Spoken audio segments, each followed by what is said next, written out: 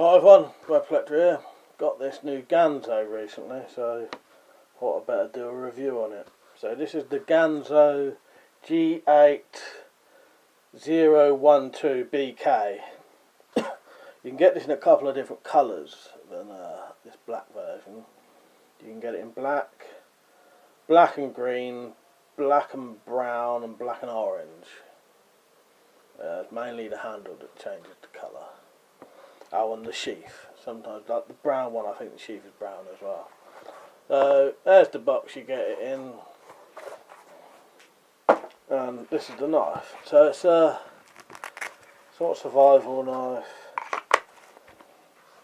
you know, camping, hiking sort of knife. And it's got a couple of features on it. It's got rope cutter, sharpening stone, or sharpener, you know what you call it, it's not stone, but sharpener, and the blade itself with a cutout for a ferro rod, and you've got a sort of hammer pommel. So let's quickly go over the sheath. ABS plastic, you've got a compartment here for a ferro rod. This isn't the one that you would get. This is one thing I'm not 100% sure about this. I thought you got the ferro rod with it, but when I got the knife I didn't. It didn't have it. And I looked on the comments and other people were saying, do you get it? And the website said no. So you don't get a ferrocerium rod with this. So if you buy this, don't expect one with it. It will fit a standard one. It'll have to be slightly shorter than this one, but that would fit in. Maybe a little bit tight. You might have to get a slightly thinner one than this to fit in there. But I think Gibbs sells some anyway. But that is the holder for ferro rod. There's your rope cutter, and you've also got a hole there for tying the sheath in various positions, leg tie, whatever. Rubberized ABS, I didn't say that. There's the sharpener, covered with a bit of velcro, probably just to stop it rubbing. Probably work alright, I haven't tested it. The actual belt sheath part, the actual belt holder bit is nylon. There's where your knife goes in. Not sure if it's got a drain hole. Yeah, it's got a drain hole as well. Can't see that on here, in case water gets in it. The knife clicks in, so it's nice and secure. Yeah, nice sheath.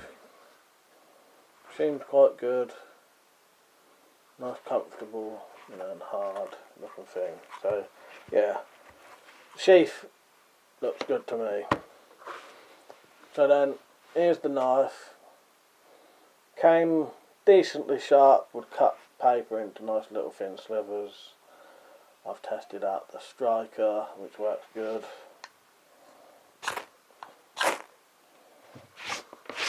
That works fine.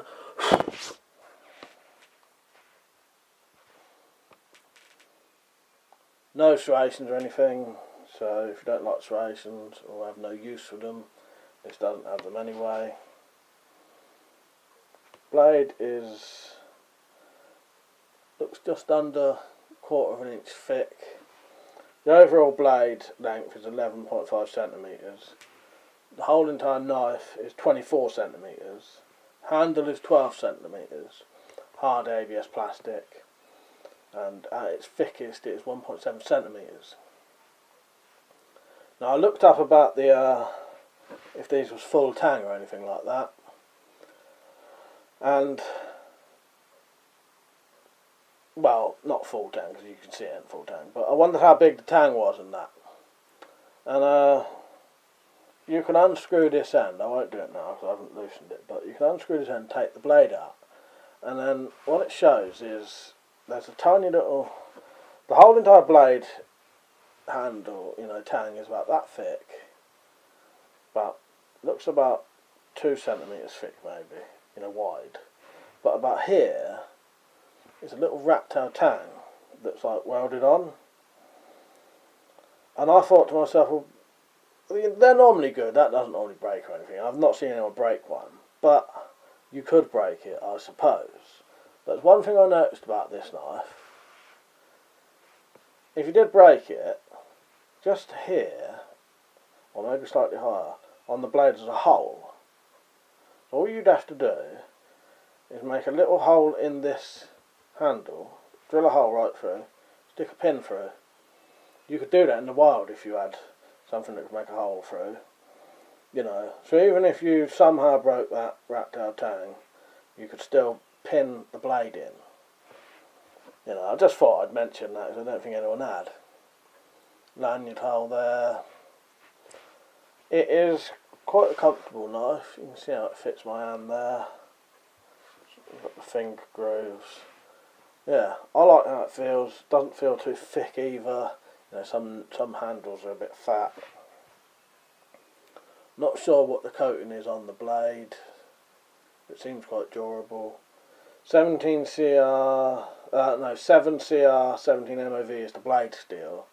Not sure about the hardness, sorry. But yeah, I would recommend it. It's 20 quid. Certainly feels like a nice knife. It is sharp. Not a massive one either though, you know, so wouldn't be, you know, if you didn't want to be too threatening to people, you know, some people don't like big knives. This is a good sort of size that's still useful.